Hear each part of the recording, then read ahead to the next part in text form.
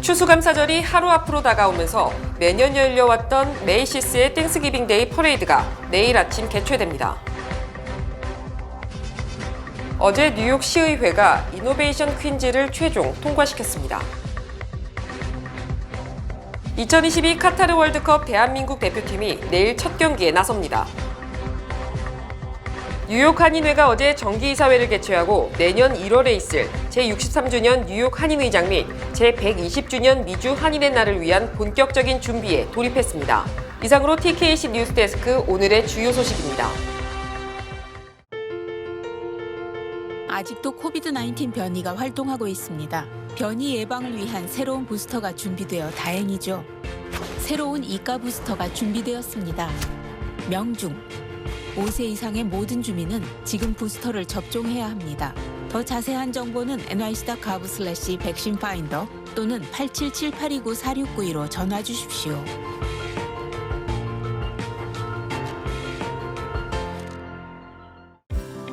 유나이티드 헬스케어는 40년 이상 메디케어 수혜자들에게 서비스를 제공해온 미국 최대의 메디케어 어드밴티지 플랜 건강보험 회사입니다. 유나이티드 헬스케어의 한국어 서비스팀은 다양한 혜택 및 수백여 개의 처방약을 코페이먼트 제로로 제공하는 향상된 2023년 메디케어 플랜을 쉽게 선택하실 수 있도록 도와드립니다. 연례 가입 기간이 12월 7일에 마감됩니다. 1877-718-3682, 1877-718-3682로 전화하십시오.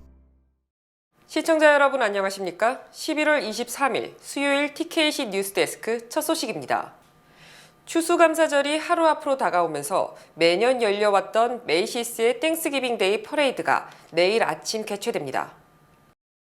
올해로 96회차를 맞는 이번 퍼레이드는 내일 오전 9시 개최되며 16개의 거대한 풍선과 12팀의 마칭 밴드, 700명의 광대, 10개의 공연팀, 그리고 산타클로스 등이 등장할 예정입니다.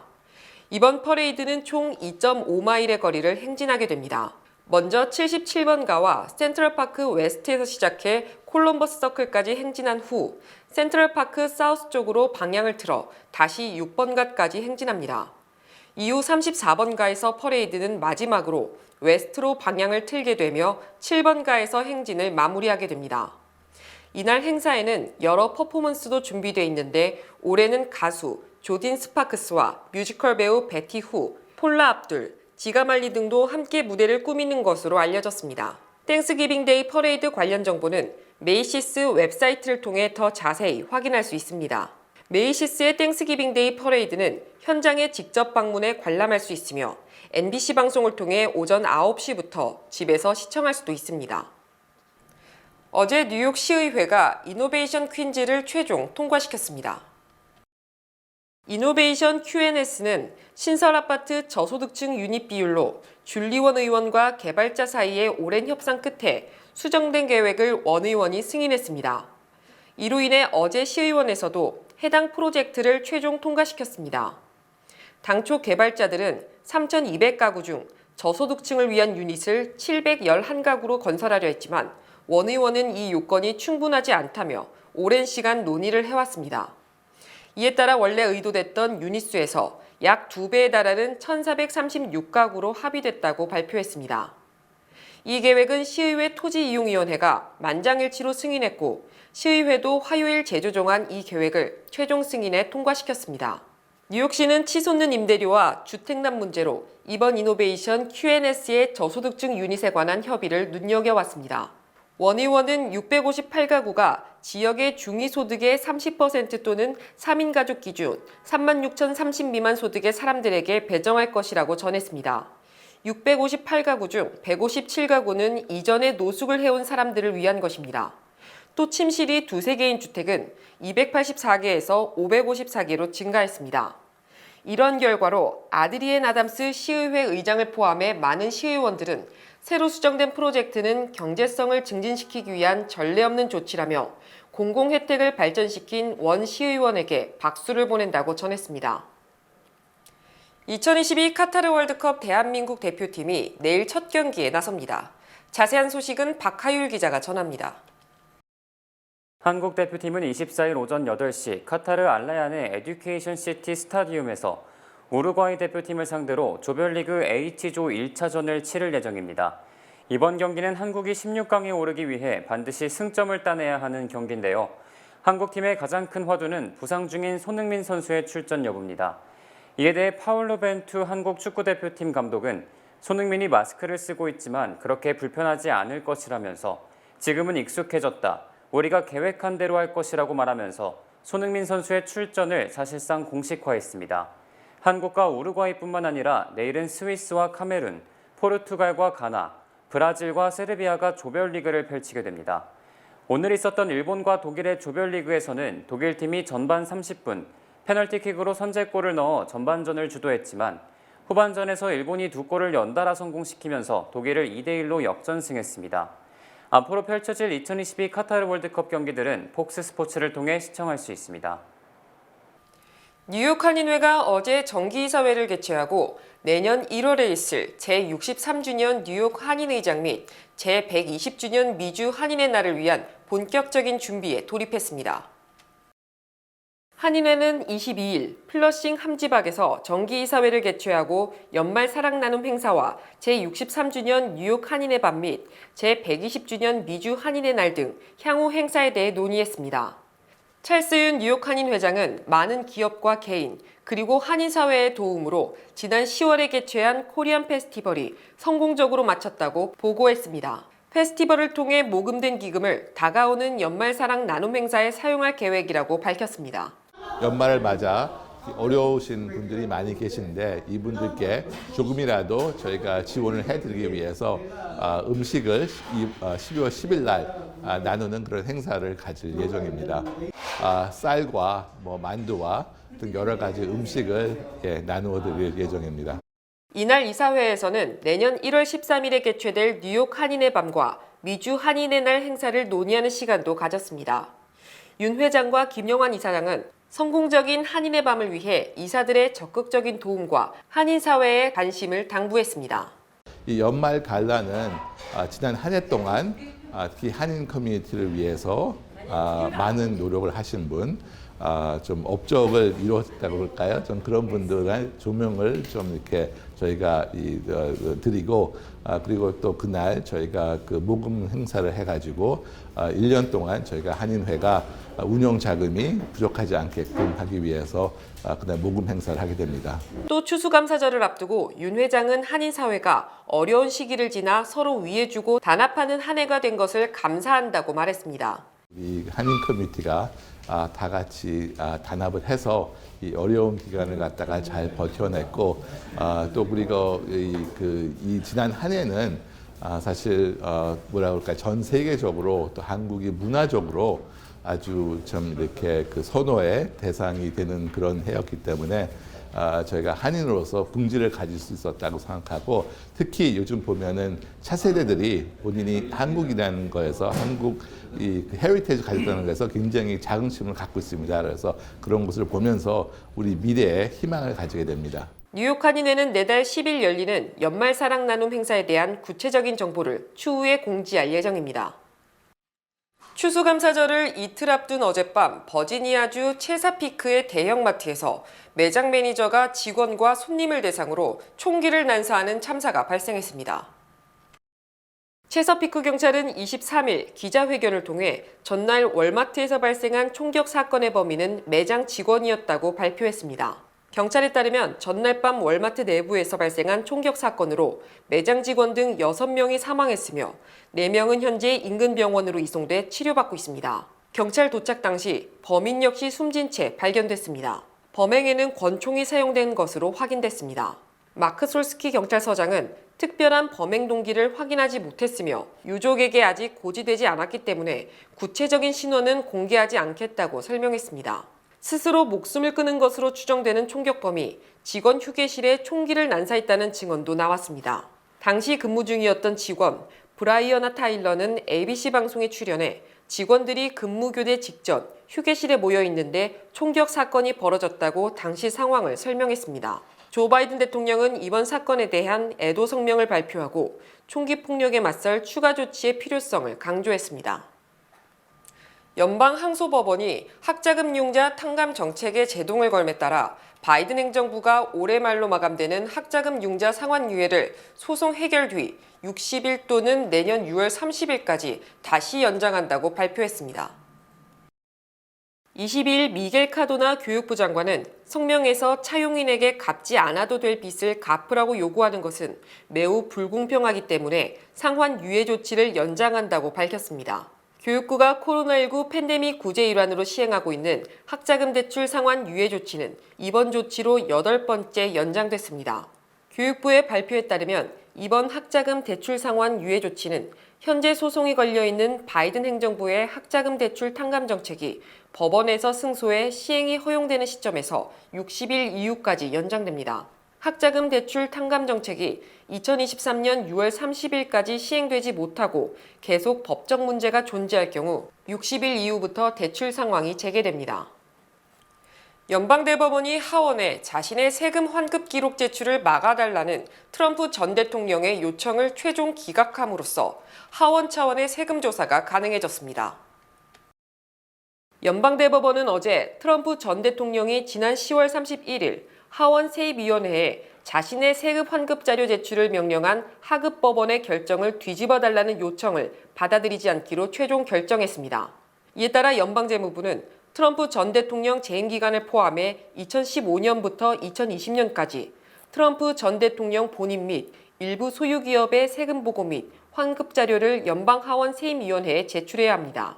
트럼프 전 대통령은 공화당의 중간선거 부진에 대한 책임론이 제기되는 가운데 지난 15일 서둘러 대선 출마를 선언했지만 또다시 악재에 부딪힌 셈입니다. 민주당이 주도하는 하원 세입위는 트럼프 전 대통령의 세금 관련 자료를 열람, 조사할 수 있게 됐지만 내년 1월 개원하는 새 의회는 공화당이 장악하게 되므로 사실상 이번 회기 폐회 전인 다음 달까지 조사를 마쳐야 합니다. 즉 민주당은 시간과의 싸움에 돌입했지만 절대적으로 시간이 부족한 데다 연말연시 분위기와 맞물려 조사가 쉽지 않을 것으로 전망됩니다. 올가을 뉴욕시 스쿨버스의 지연 운행이 최근 5년 내 최악의 수준으로 드러났습니다. 뉴욕시 교육국이 시의회에 제출한 보고서에 따르면 올가을 들어 스쿨버스가 지연된 경우는 2만 2천여 건으로 지난해 같은 기간 1만 4천여 건보다 약 8천 건, 무려 57%나 급증했으며 최근 5년 내 가장 많은 것입니다. 또 지난달 스쿨버스가 지연된 경우는 14,500건으로 1년 전인 지난해 10월 평균 지연 건수 1,600건보다 3,900건, 37% 증가했습니다. 특히 스쿨버스 평균 지연 시간은 지난해 37분에서 올해는 41분으로 늘어났습니다. 이처럼 스쿨버스 지연이 크게 늘어난 것은 지난해에는 팬데믹으로 차량 운행이 적었지만 올해는 차량이 급증했고 이에 따라 교통체증이 심해졌으며 인력난으로 스쿨버스 기사가 부족하기 때문으로 풀이됩니다. 현재 뉴욕시 스쿨버스 통학학생은 약 15만 명에 달하며 뉴욕시는 스쿨버스 운영을 위해 매년 20억 달러를 지출하고 있습니다. 자선가 맥켄지 스콧이 민권센터가 가입해 함께 활동하는 한인 아시안 전국 권익단체 미주 한인 봉사교육 단체협의회 나카색에 350만 달러를 기부하기로 했습니다. 맥켄지 스콧이 지난 14일 미 전역 비영리 단체들의 20억 달러에 달하는 기부 계획을 밝힌 가운데 나카색이 유일한 한인 단체이자 몇 안 되는 아시안 아메리칸 단체 중 하나로 이름을 올렸습니다. 아마존 제프 베이조스의 전 부인인 스콧은 지난 2019년 자신의 재산 중 상당 부분을 기부하겠다고 밝혔으며 현재까지 취약한 커뮤니티를 위해 일하는 단체들에게 140억 달러를 기부해 왔습니다. 이에 따라 나카색 가입 단체들은 확보된 기금을 어떻게 커뮤니티를 위해 사용할지 함께 고민하고 결정한 뒤 나카색 이사회의 승인을 받을 예정입니다. 나카색의 주요 활동 중 최근 전국적인 관심을 끌고 있는 캠페인 중 하나는 입양인 시민권법 제정운동입니다. 시민권이 없는 수천 명의 해외 입양인 중 약 19,000여 명이 한인 입양인들인 가운데 나카색 네트워크는 2021 입양인 시민권 법안을 통과시키기 위해 노력하고 있습니다. 미국 50개 주 중 재정 상태가 가장 좋은 주는 알래스카 등이며 뉴저지주 등이 가장 나쁜 것으로 조사됐습니다. 정부 재정 분석 전문 비영리 단체 트루스인 어카운팅은 미국 50개 주 중 2022년 흑자 재무 구조를 가진 주정부는 19개에 불과하며 31개는 적자 상태라고 밝혔습니다. 특히 50개 주 중 재정 상태가 가장 좋은 주는 알래스카주로 가용 예산이 261억 달러, 납세자당 잉여 세수가 96,800달러에 달했으며 2위인 노스다코다주보다 가용 예산이 2배나 많았습니다. 또 3위는 와이오밍, 4위는 유타, 5위는 사우스다코다 등으로 재정이 우수했습니다. 반면 재정이 가장 나쁜 주는 뉴저지주로 예산 부족분이 1,977억 달러에 달했고 납세자당 부채가 58,700달러에 달했습니다. 또 커네티컷주가 예산 부족분 743억 달러, 주민 1인당 부채 부담이 56,500달러, 일리노이는 예산 부족분이 2,105억 달러, 1인당 부채가 49,600달러에 달했습니다. 뉴욕주 역시 재정 상태가 42위로 최하위권에 속했고 펜실베니아주도 40위, 매사추세츠주는 46위를 기록하는 등 북동부 지역이 전반적으로 재정 상태가 좋지 않았습니다. 특히 50개 주 중 1인당 잉여 세수가 $10,000 이상인 주는 알래스카와 노스다코타, 와이오밍 등 3개 주에 불과했고 1인당 부채가 $20,000 이상인 주가 6개 주로 집계됐습니다. 미국의 코로나 대응을 진두지휘했던 앤서니 파우치 백악관 수석 의료보좌관이 이제 공직 생활에서 물러납니다. 어제 마지막 브리핑에선 어떤 당부를 했을까요? 김수영 기자가 전해드립니다. 백악관 기자회견장에선 파우치 박사는 고무적인 결과를 먼저 발표했습니다. 싱가포르에서 오미크론 하이 변이 XBB가 크게 유행하고 있지만 폭발적인 입원 환자 증가로 이어지지는 않고 있다는 겁니다. 백신 추가 접종과 감염 뒤 회복 환자가 늘어난 덕분으로 분석했습니다. That there's enough community protection that we're not going to see a repeat of what we saw last year at this time. 레이건 대통령을 시작으로 7명의 대통령을 보좌하며 에이즈, 에볼라, 사스, 메르스, 지카, 코로나19까지 미국의 모든 전염병 대응책은 그가 진두지휘했습니다. 파우치 박사는 트럼프 전 대통령 면전에서도 아닌 건 아니라고 말하는데 주저하지 않았습니다. I think that people may be surprised. By the way, that would be a game changer. The answer is no. It was not done in a controlled clinical trial. 그는 다음 달이면 공직 생활 54년의 마침표를 찍습니다. 파우치 박사는 지난 5월 SBS 인터뷰에서 다음 팬데믹에 대비하기 위한 한국의 국가 전략 수립을 조언하기도 했습니다. Since Korea is one of the very well-developed nations, I believe it would be to the advantage of Korea. 마지막으로 기자회견장에선 그는 코로나 팬데믹에 맞서기 위한 인류의 가장 중요한 무기는 백신 접종이라는 점을 다시 한번 강조했습니다. The final message I give you from this podium is that please, for your own safety, for that of your family, get your updated COVID-19 shot. SBS 김수영입니다. 주요 단신 전해드립니다. 한국계 흑인 혼혈 여성 패트리샤 리 변호사가 네바다주 대법관에 임명됐으며 흑인 여성이나 아시안계가 네바다주 대법관이 된 것은 이번이 처음입니다. 연준의 기준금리 인상으로 대출 의존도가 높은 농민들의 부담이 커져 생산 감소 및 식량 부족을 초래할 것이라는 우려가 제기됐습니다.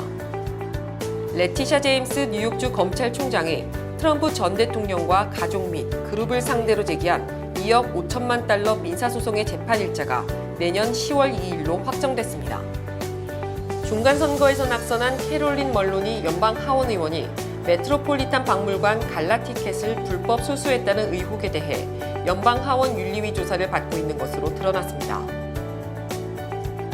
캐시 호컬 뉴욕주 지사가 어제 미국에서 최초로 환경보호를 이유로 화석연료 발전을 이용한 가상화폐 채굴을 제한하는 법안에 서명했습니다.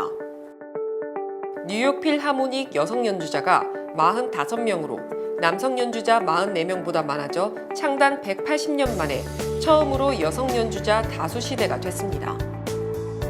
일론 머스크가 트위터 인수 뒤 대량 해고를 단행하는 등 대혼란에 빠짐에 따라 기존 광고주 중 절반 이상이 광고를 중단했으며 머스크도 더 이상의 손실을 감당하기 힘든 상황으로 알려졌습니다.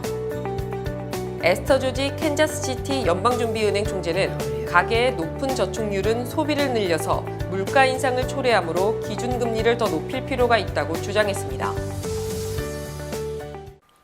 이상으로 11월 23일 수요일 TKC 뉴스데스크 여기서 마치겠습니다. 시청해주신 여러분 고맙습니다.